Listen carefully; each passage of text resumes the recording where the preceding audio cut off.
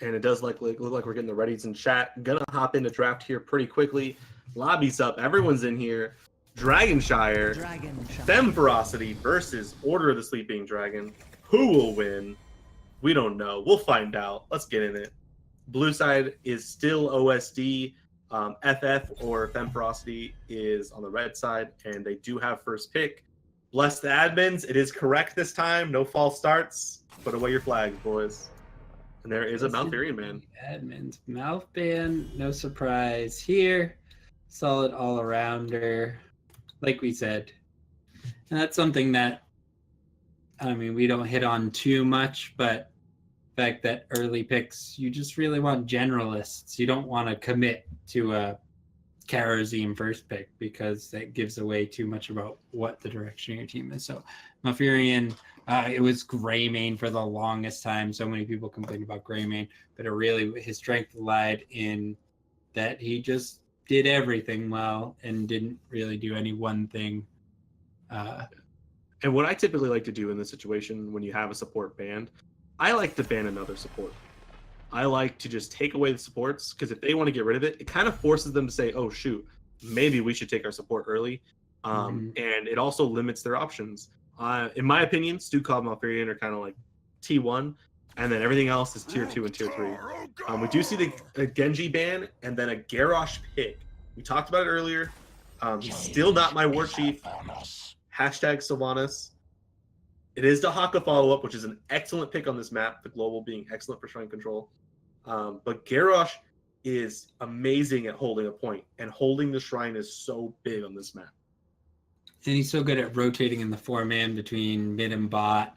There's so many good spots for Garrosh to make catches there. But this is something we've seen come up super strongly in the mid-season brawl, in particular, the evolution of Johanna into Garrosh and the rise of Johanna in general in the tank role. And in general, it's been because of Garrosh and the ability for Johanna to Iron Skin and control Garrosh's area. Because what Garrosh does is control the area so well by saying, well, I'll just put you in the middle of my team. So hopefully we're going to see some of that. I think these teams have definitely been watching over the last week and a half. Yeah, and these two heroes selected are two of the best heroes, or the worst heroes to get flipped, because they both have ways of getting out or being very difficult to finish off.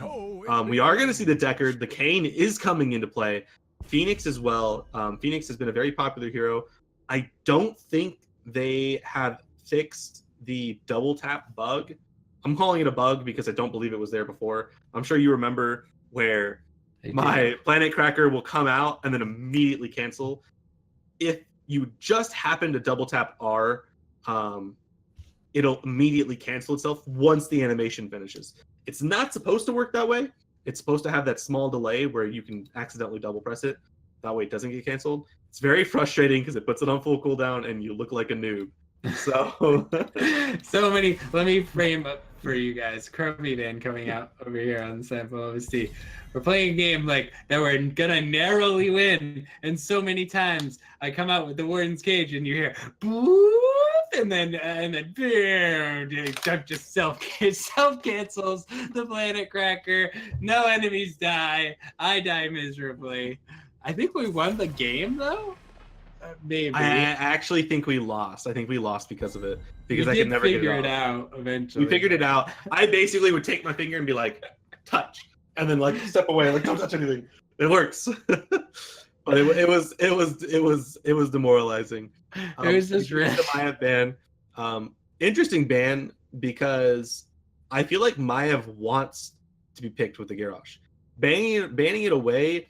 I don't think she was as much of a threat to their team. Phoenix's teleport actually breaks the chain, and Garrosh has the Indomitable.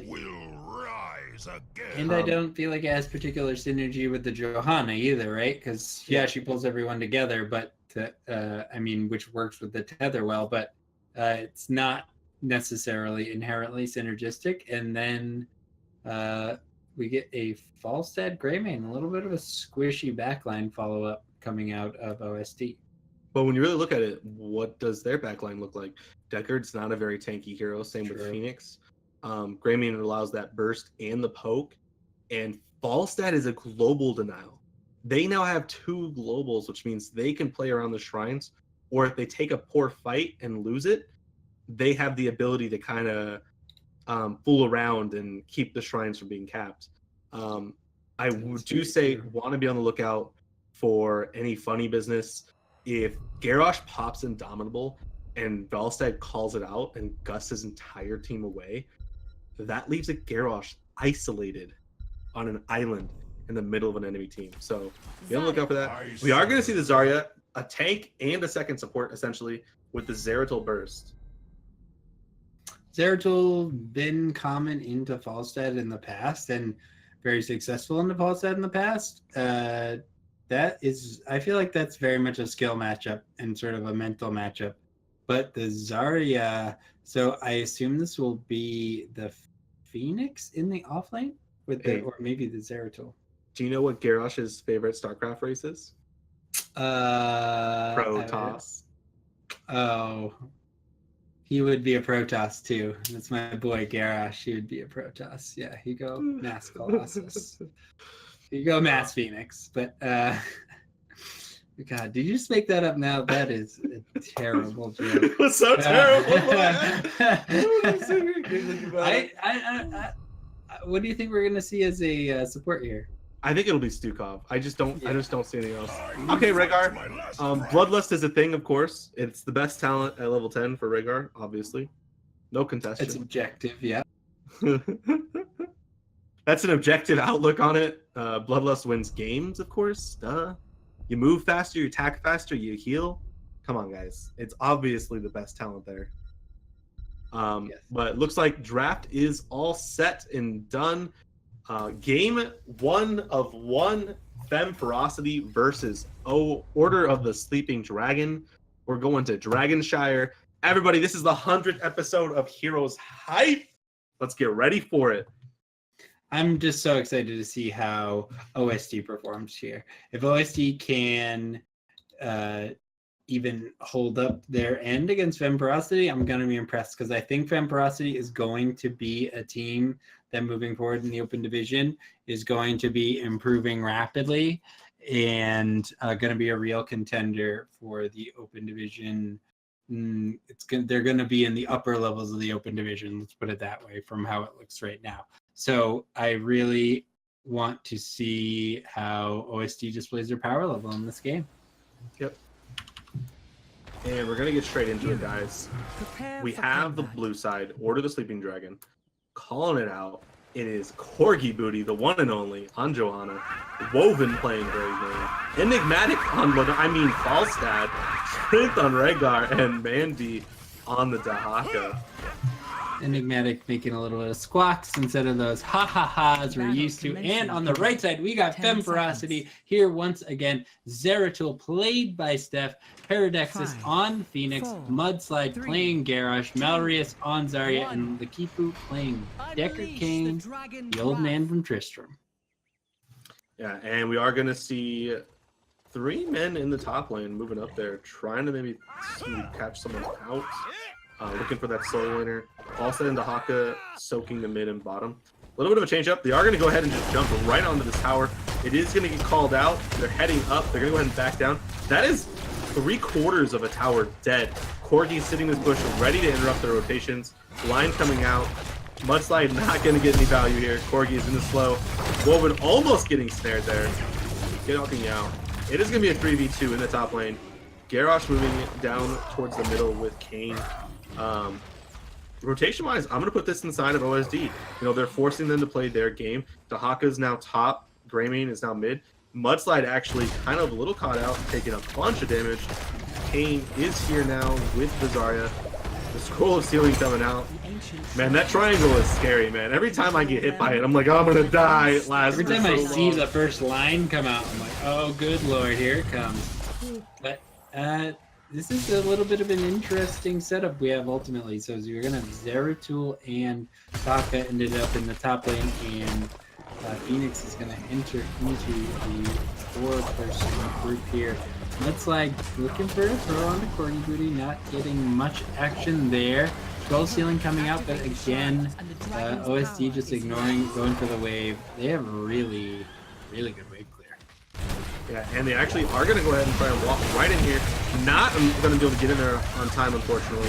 Corgi Booty doing a ton of damage. Actually going to get flipped into the tower. Mudslide is going to body block him. That is going to be a dead Johanna taking so much damage. The camp will be mostly cleared out as their camp pushes in the bottom lane. Wow, excellent throw by Mudslide. Realizing her unstoppable is not there, throwing her into the fort. Smooth moves. Yeah, nice heads-up play by Mudslide. And especially if you're a new player on a team looking to impress, always great to make plays like that. So I hope she's glad with that. We have not much action going on. Dahaka and Steph actually getting into a little bit of a skirmish top. Steph getting low, backing out. Manby in pretty firm control of this lane, as I would expect from Dahaka. Yeah, and he does have basically 60 of his regeneration available. Steph unfortunately does not have her own stuff yet. I think Matic actually taking a ton of damage. Maurius stacking up into the middle. Demolitions expert trying to get the cap. Enigmatic just poking him down. The shield is out. Enigmatic dodging the Qs, waiting for the shield to fall down. Gonna go ahead and start beating him down. The E is on him, gonna fall. Zeratul actually looking to try and get in. Could try and teleport. Nope, gonna fall just short. Just with the cleave on. This play by Attic, just recognizing the limits of False Dead and what he could get accomplished there against Zarya, who's not very mobile and doesn't have very good extreme range either. Yeah, and Corgi Booty's actually a little deep in. He's gonna get knocked up a little bit. Gonna get flipped in. Gonna be stuck here. Does have the unstoppable. He is might be able to get out here. The healing totem is out, waiting for that heal. Not gonna come out. Print now taking a ton of damage. Parents getting in his plasma cutter. Oh man, I am gonna struggle today. Plasma cutter is the laser. Yep, if that's what you're talking about. Yeah, and just Mudslide, solid play. The follow-up groundbreaker there, helping secure the kill. Good solid play. Gonna have bruisers picked up by OSD, and 1 kill to 2, almost dead even. Enigmatic flying in to make this a 2v2 on top. Manby falling low. Steph also taking a lot of damage. Barrel roll in by Enigmatic. Now Paradex's shield is down and gonna be taking a lot of damage. Is the lick up, and Woven coming in from the side with the cutoff, and that's gonna be a 2-for-0. And OSD taking control of the top lane. Yeah, and it does look like they are going to get this cap on bottom. Almost, actually.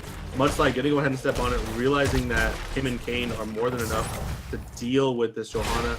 Manby and Woven, on the other hand, going to go ahead and take this wall and tower, get that 3/4 of a level lead, which is very important to them. No one contesting the top fountain's actually going to fall, which is going to give the Dahaka an extreme advantage. Woven actually going to go ahead and jump on this Zarya. They're going to start taking a ton of damage from the Phoenix, though. He has that talent at level 4 for the move speed and the plasma cutter slow damage, so real big deal. Yeah, there's a lot of poking and prodding by these two teams, but there isn't too much. Wow, Steph actually taking a lot of damage. Corgi Booty moving in, and actually Steph falling. I was about to say, Lakifu also managing to get to safety, but now 4 members of OSD on the bottom. Mudside's going to be out of position, popping the Indomitable, but the body blocks are there from Corgi Booty. What I was going to say before that, it's pretty much the only 2 dive heroes in this game are Zeratul and Greymane, but that looked like a nice aggressive engagement coming out of OSD. Took a firm control of that relatively quickly. And we did miss it. Manby almost solo killed Phoenix with the Hawk. Managed to get him to half HP through his shield. He is going to come down here and work on Maurice. Going to go ahead and get that stun out. They are not going to be able to follow up on him. Zeratul is actually here, getting the cleave damage. Doing a ton of damage to Enigmatic. Doesn't have any mana. Phoenix just goes ahead and caps top. The bottom camp, though, gonna push into this bottom lane.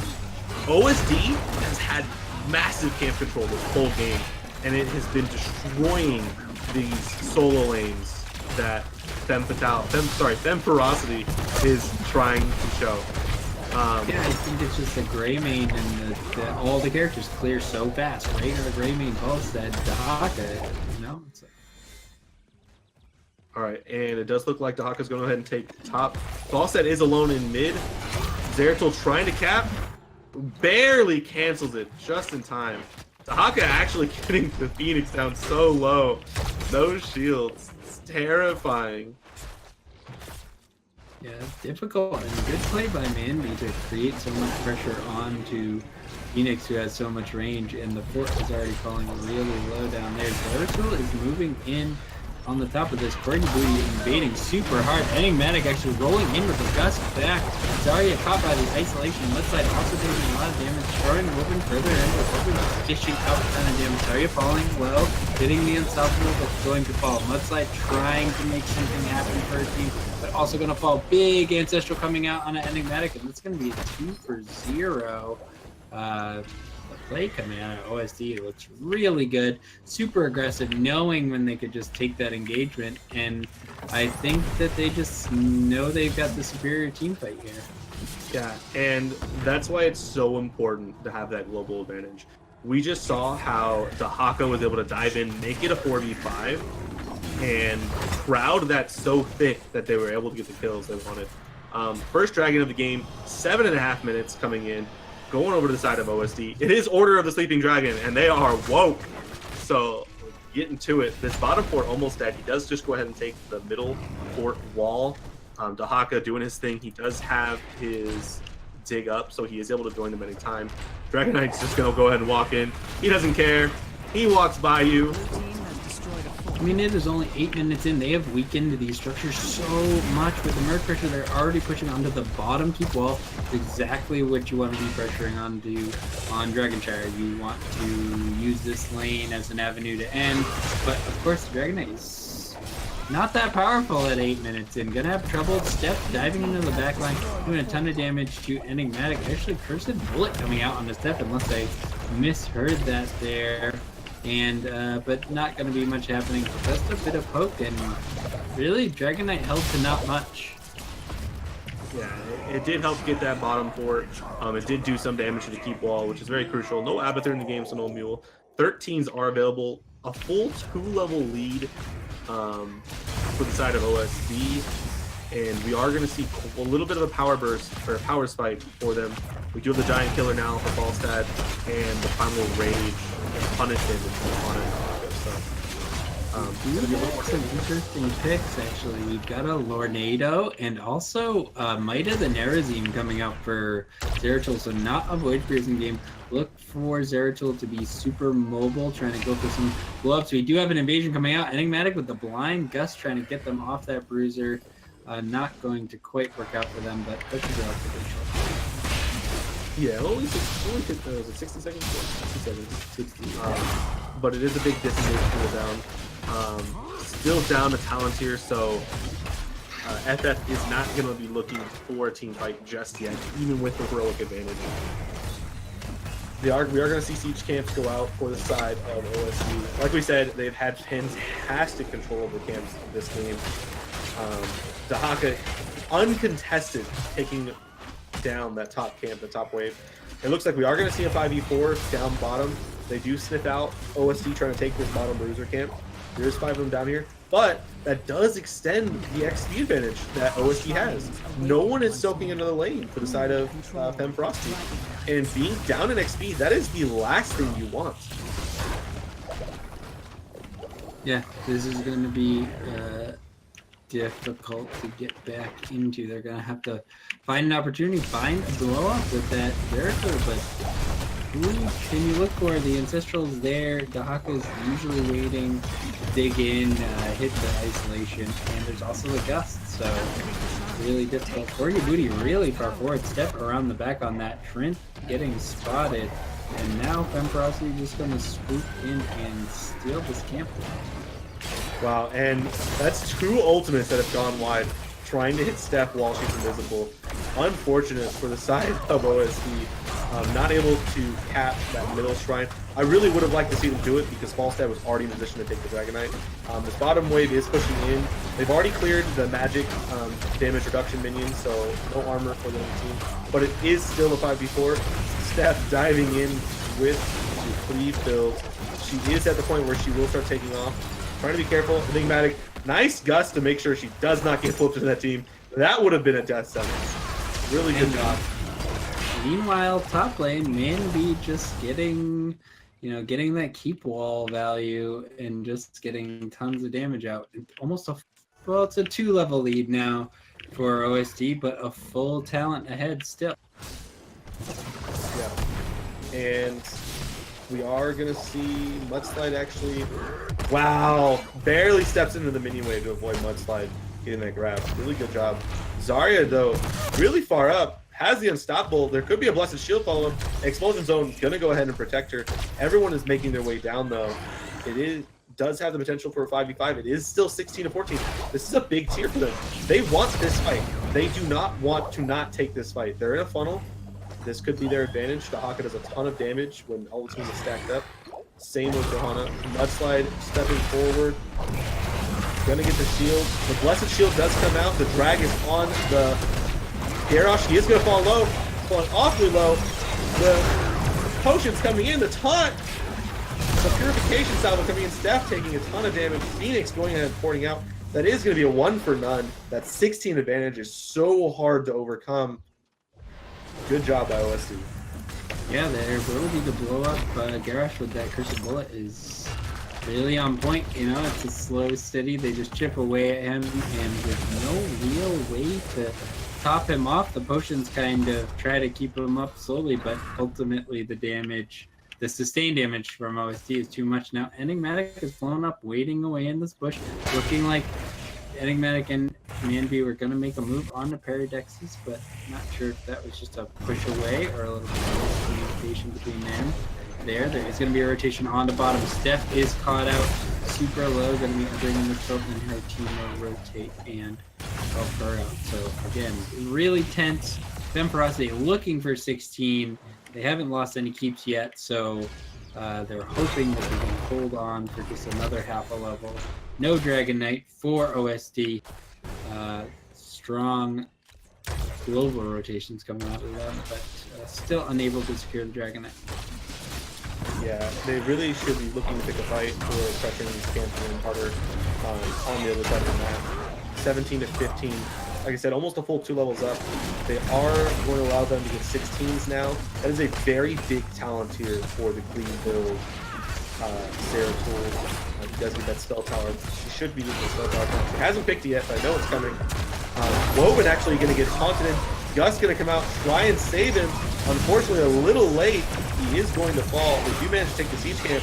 Now Corgi Booty is out of position. That is the Ancestral, though. She is so tanky. The silence coming on to Garrosh. Manby now trying to step away. The drag coming in onto the Garrosh. The flip on the Corgi Booty. She doesn't have a shield. She's down. That's a 2 for none. The pressure is now for the side of FemmeFerocity. They have the momentum now. That gave them back that 2 levels. They are only about a level down now. Yeah, this is a little bit of anti-synergy on the drag last minute, enabling Garrosh to get right in the middle of the team and get that last minute flick, securing the Johanna kill. And that's going to translate into the first Dragon Knight of the game for FemmeFerocity. And they're going to march right onto this mid-fort wall, try to get some value, even up the levels, and start racing for level 20. Yeah, and they are just beating down mid. Same thing everyone does. Just take down the tower, move away, go back towards bottom. No wall available for the side of OSD, so they are just going to go ahead, clear this minion wave out, and then step up to the fort. Not really a lot that OSD can do just yet. Johanna's not available. They don't really have that long-range poke champion like a Lunara that could have given some spread damage to push on the Dragon Knight. Have to rely on the Greymane and Falstad to get some poke damage on. Corgi Booty, though, is back alive, trying to put some pressure here.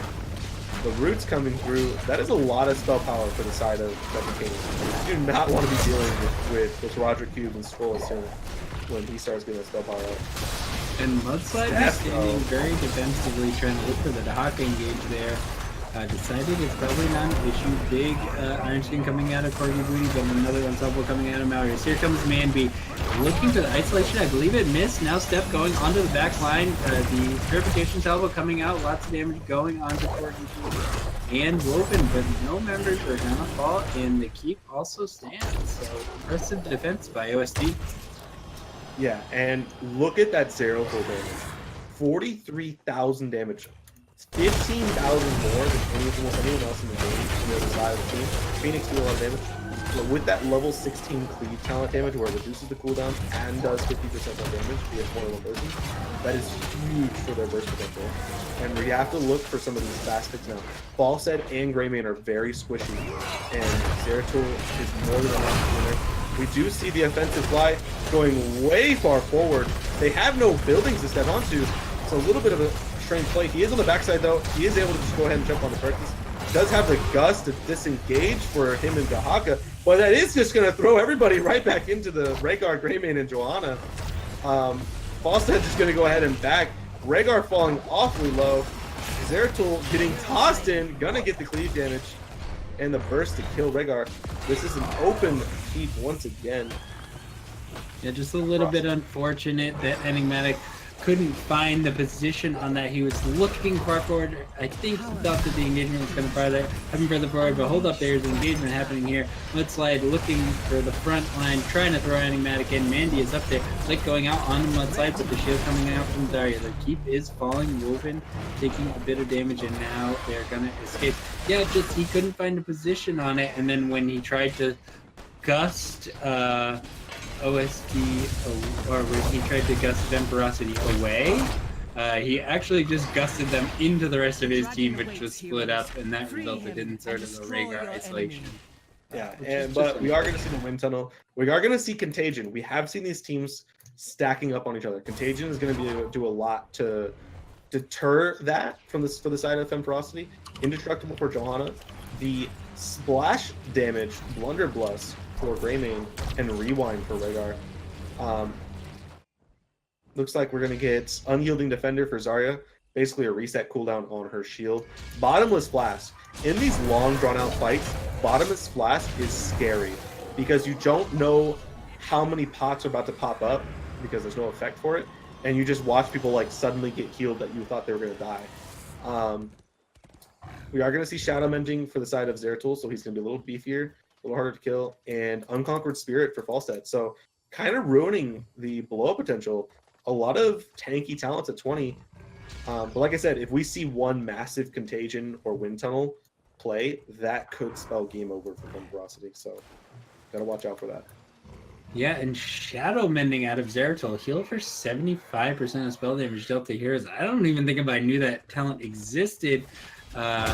Real confessions. Corky Booty too far forward here. Mudslide looking for the throw, not gonna happen. That is a very interesting talent, but what I'm looking for here is the Contagion. Like you said, one big Contagion is one of the most game-turning abilities ever. It is really terrifying. Both altars going to be controlled by FemmeFerocity. Steph looking for the Dragon Knight, but the Blue team's core is under attack. Altar's not channeled for too long there. Wow, big push on the bottom.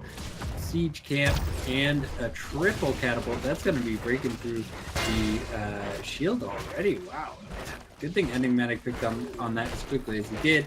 There's already about 17% damage going out onto the core. And honestly, not quite quick enough. They are going to be able to stop the cap, though. Top will be capped almost as soon as bottom is capped.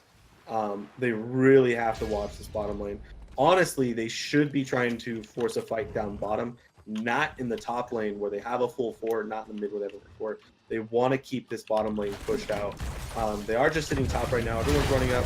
Woven's a little far out. Zeratul doing what he can, get some damage in.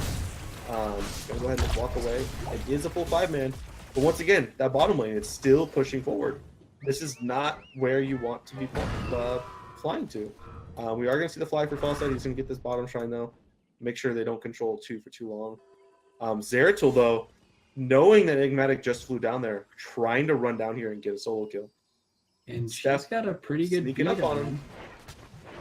But yeah, this is sort of the situation that OSD was trying to put themselves in early with the 8-minute Dragon Knight knocking on the bottom keep wall, and 21 minutes in we see that wall is still standing, and that is that accurate? Well, yeah, mostly still standing, just the damage they got with that initial Dragon Knight, and FemmeFerocity is the one with no bottom keep, and they're in firm macro control of this map despite being up against double global. Yeah, and this is not a situation you want to put yourself in. Supposed to be coming out, just going to go ahead and zone out the team. Dahaka, unfortunately, not there to come in and contest. But you have now a siege camp and a hard camp pushing in. You can't ignore this. You need to put your members down there. You need to start clearing this out right away. Steph, though, moving forward, trying to get some forward pressure. They may be looking at it. They know it's at 83%. They know if they pick 1 or 2 right now, they can end this game. That is an excellent condition for a wind tunnel right now. They're close up against the wall. The Haka's already here. Ignatic looking for the play. Can't seem to figure it out.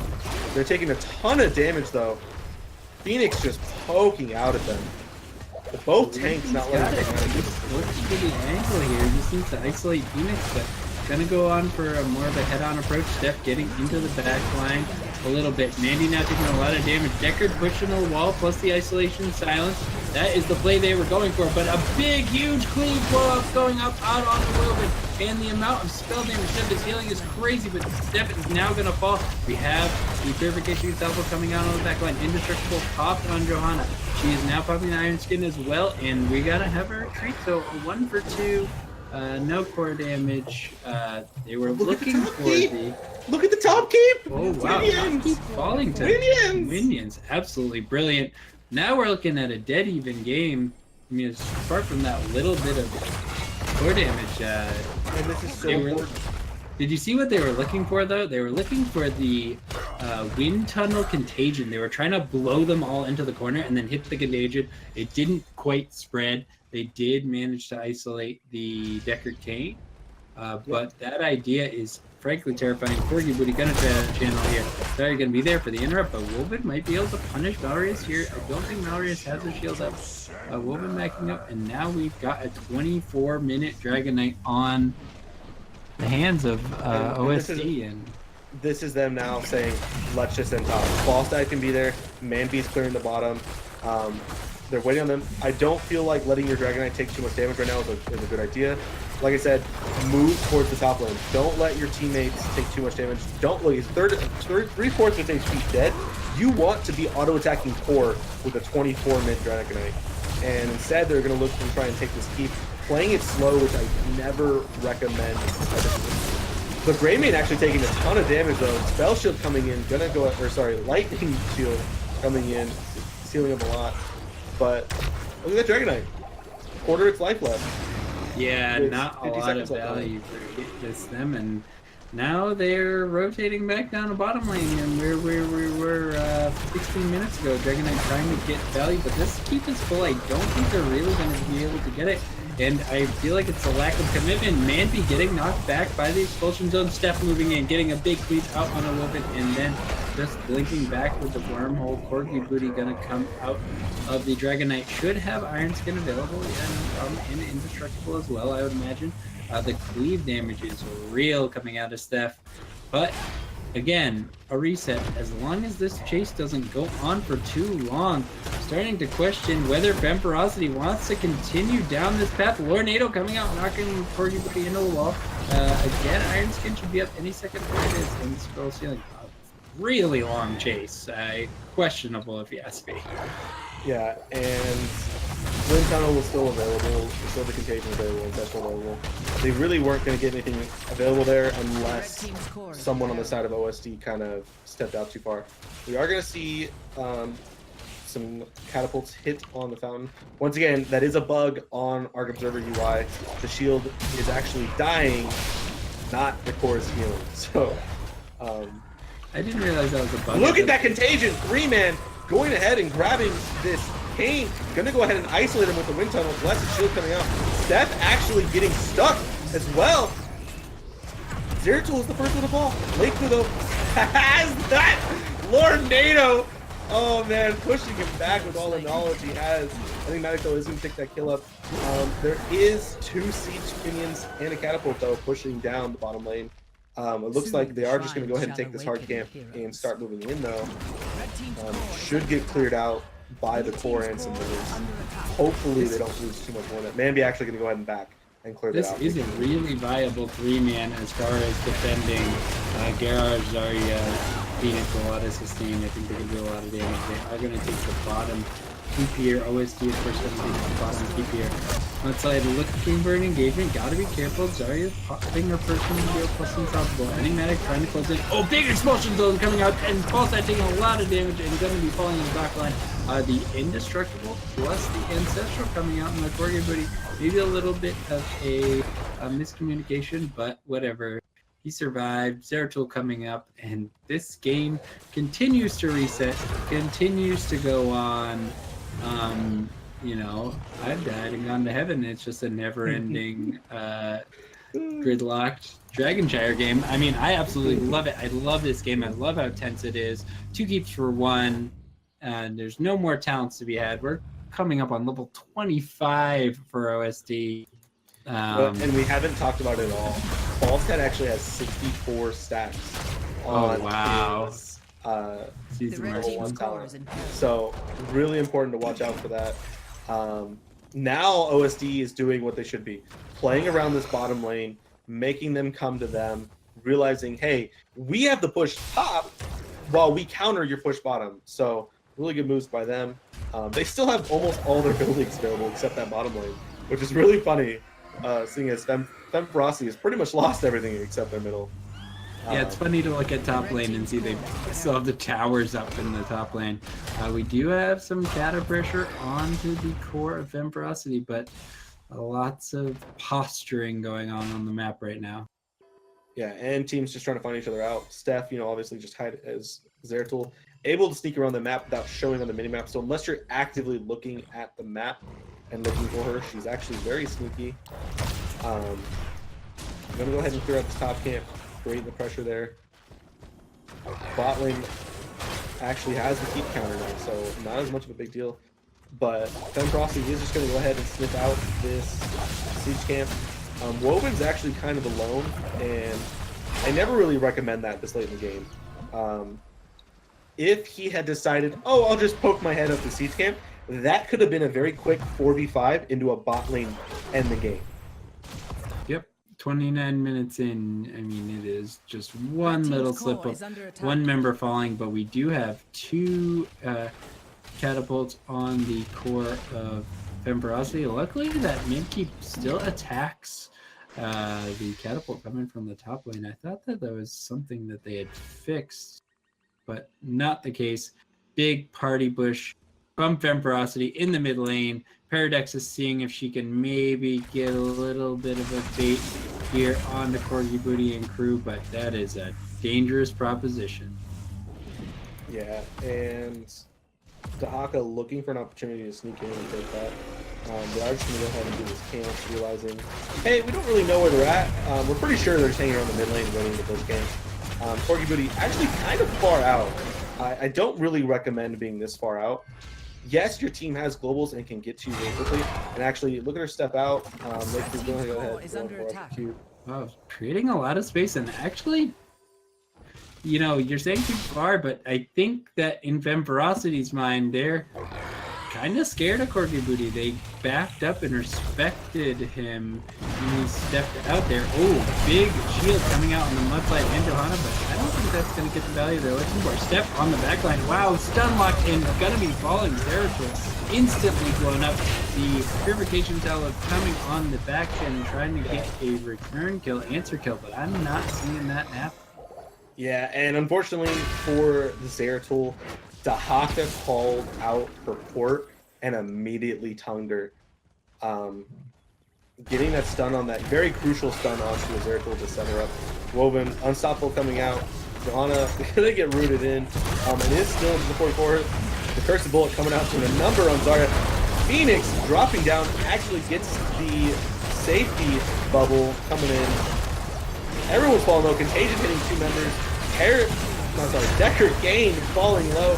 The Warlord falling right after. Enigmatic interrupts the teleport, ending the poor Phoenix's life. Who actually still had the safety, the Unconquered Spirit and Shield faster. So able to live for a little longer, but that is going to be a 31-minute Dragon Knight for the side of OSD. 3 members of FemmeFerocity still dead. Woven still hungry. Hungry Wolf coming in for that. Zarya, Trent actually going pretty low. Steph looking for that kill onto the Rhaegar, taking a ton of damage from this Greymane, who does not care, will end her life. The middle, the core is falling low. Zarya is dead. Everyone's dead. GG's. OSD coming in. That is one long game. I mean, some comments Congrats. from the chat from that one. 30-minute Dragon Shire. Are we in EU? OSD the new Dignitas, by the way. Don't know how accurate any of those statements are. But what a game.